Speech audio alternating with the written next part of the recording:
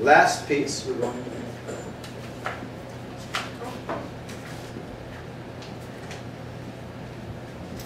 is The Last Matinee.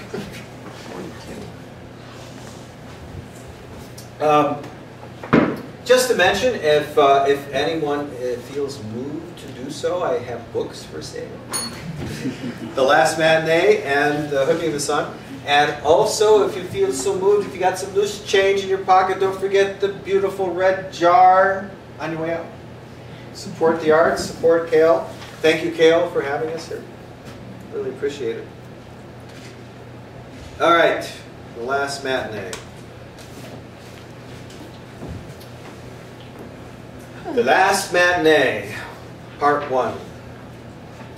A scorpion sidles across the floor of an abandoned Mojave shack, black rock rising around it in waves of light and heat.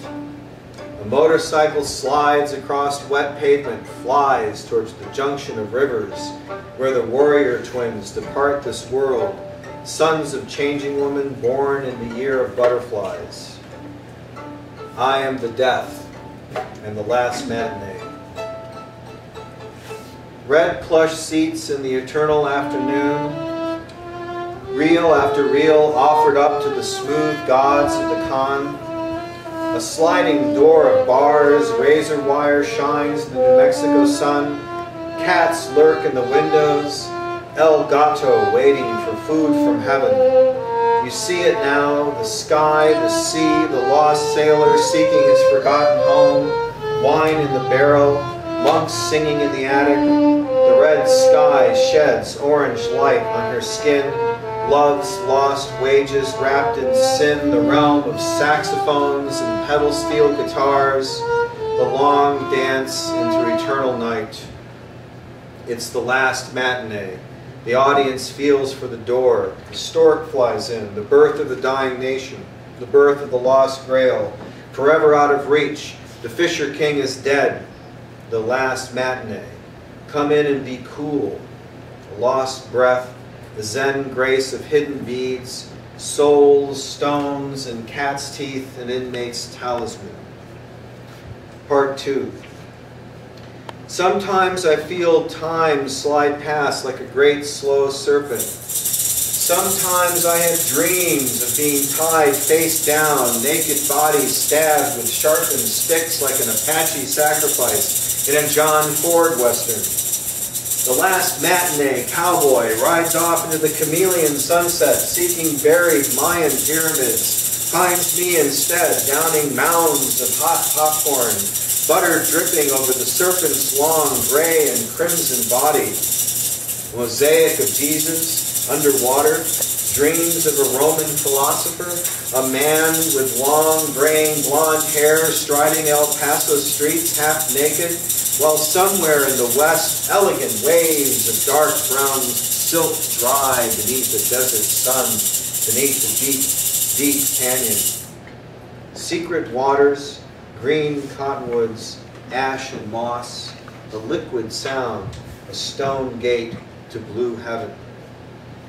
Part 3. A skull, a rose, an apple, an ear of corn, choose and be forever gone.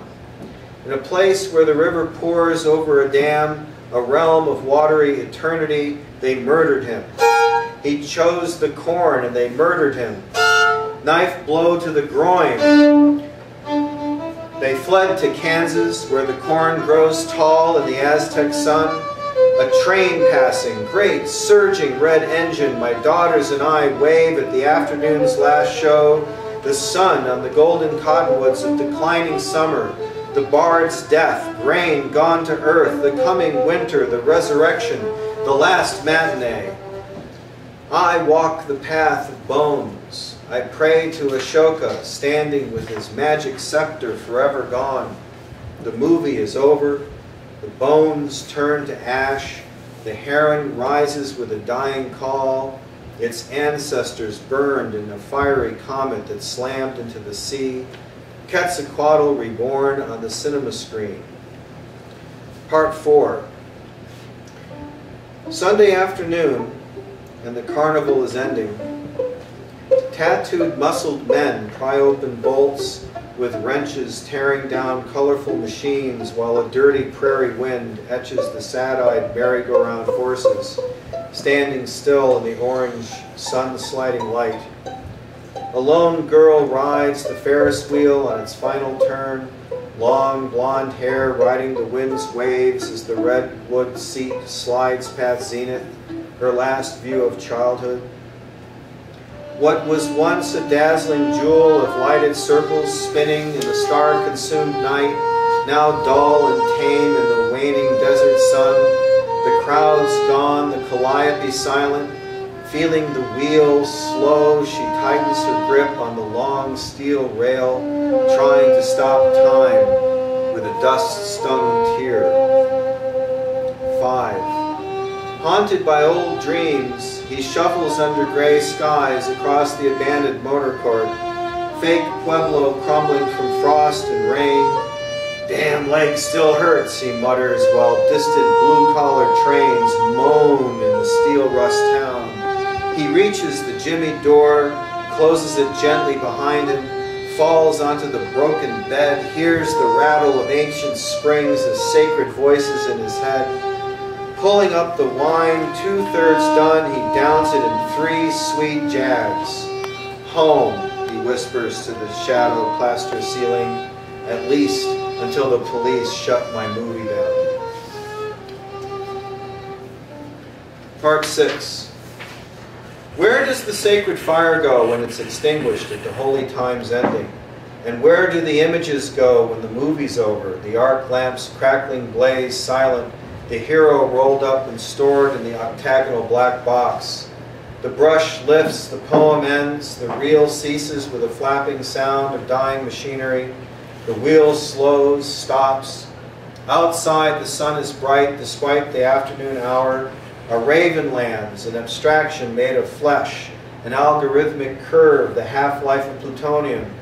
Someday there will be the last mandala poured forth under a dying sun, the last sacred maze, the final sweeping away of patterned sands into the last slow river on crimson plains. No mountains left as the molecules crawl to a quiet pulse, the last Buddhist dreaming the last mandala in the last universe. Part 7. In Buddha's temple, I break forth from my body, a butterfly splitting the chrysalis wall with fragile wings, each gentle leg unfolding through molecules dissolving, the fading echo of a medieval bell struck by sweat-worn mallet. The fish drum measures time's dying light as my moist soul reaches for Shiva dancing. The physicist said, all the energy that existed at time's beginning is with us still. Flame and drum, shadow and light, the turquoise realm. Thank you very much.